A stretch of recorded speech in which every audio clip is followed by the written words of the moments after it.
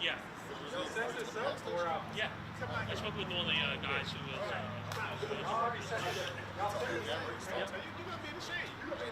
I'm gonna be there. How am I in the shade? Hey, I don't think he's in the. I think that's fake news. Great job. So do I need to just roll into it? Or do I Yeah, give us a couple seconds. Ready. am I going live? Yes, sir. Yes. If that's all right. Second time going live today. You guys ready? Yeah. We ready? Where's he gonna look right here? Yes. Yeah, sure. All right, good. Ready? Yep. Ready? Okay. Introduction. Good afternoon. I'm Sergeant Chris Jackson, the Public Information Officer for Huntsville Police Department. As y'all are aware, there was a manhunt earlier today for Barney for homicide off of Julia Street. I'm here to tell you that he is in custody. With that being said, I would like to thank the partnerships that we have with the U.S. Marshals, the Gulf Coast Regional Fugitive Task Force, Sheriff Turner, the Madison County Sheriff's Office, Alabama Police Department, Alabama A&M Police Department, and our own officers who were out in the heat conducting search for over 2 hours to give us evidence and information. As we were doing that search, we kept compiling information that indicated he had left that area, and as you are aware, he was apprehended off of Century Street. How were you able to determine that he had ended up in Central Street? What was the process there?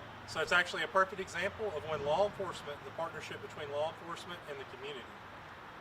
The tip that gave us, we got a 911 call after asking the community, giving his name, giving his photo, and urging those that know of his location to call 911. The tip came in alerting us of that location. Was there any issue with an apprehension? No, he was taken into custody without incident. Was he believed to have been on foot the entire time? So that we would be speculating. That's a considerable distance to travel. But with speculation being in fact, I can't comment on how he got there. Can you comment on the relationship that Mr. Barney had to the victim? They were in a qualifying domestic relationship. Is there any connection from this case to the arrest of Kevon Ford earlier this morning? That's a Madison Police Department case. When it comes to locating the suspect at the gas station originally, I do have a quick question. What technology was used to kind of locate the suspect? To locate the suspect on Century Street, old-fashioned, word of mouth. No, I'm talking about the Chevron gas station.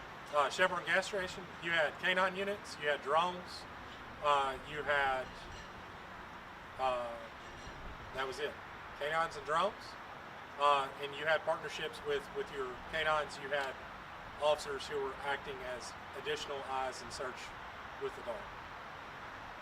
Were these drones using thermal technology? They were. Based on FLIR, it's a type of camera that basically gives you the ability to have thermal imaging. It's about 85 degrees outside, so heat plays a huge factor in that. The drones were very effective. The most effective thing that they are is they can give you good indications that he's not in a large area, so that you're able to narrow it down. Early on, in the day of the murder, did you have any idea, as things progressed, you developed a lead, did you know that day that you had somebody of interest in that case? We actively investigated as we were looking into the victim, Medea, who lost her life. We knew that there was some type of altercation that occurred within the home that resulted in her death. And then you have to begin to work backwards and expand on the relationship and see who would be there. Through the course of the investigation, that identified Ahmad as the person that's responsible for it.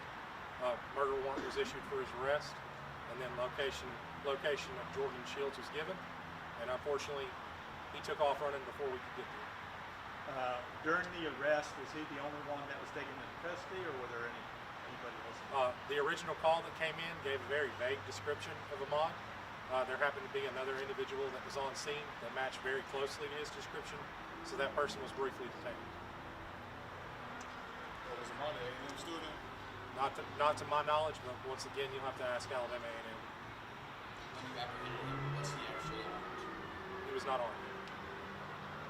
How did you realize it was him that initially murdered the victim? So that's going to be a part that goes to court. We have our next step in this now that he's been arrested, he's been booked in. is justice for the Perkins family. They have a 19-year-old girl that lost her life to a tragic incident, and holding him accountable. So the next part of this is working with the Madison County District Attorney's Office and providing the evidence that they need to hold him accountable for the actions that he did.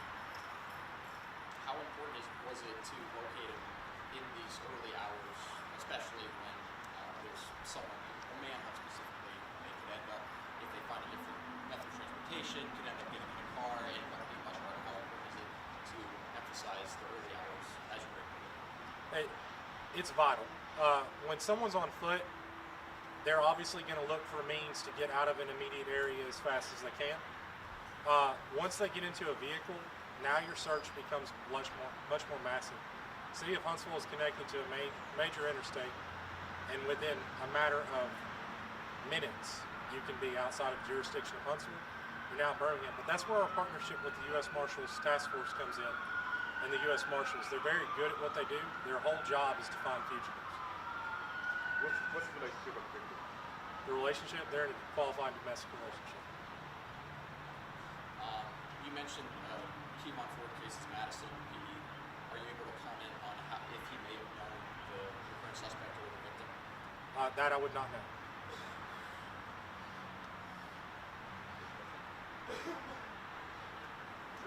That's all.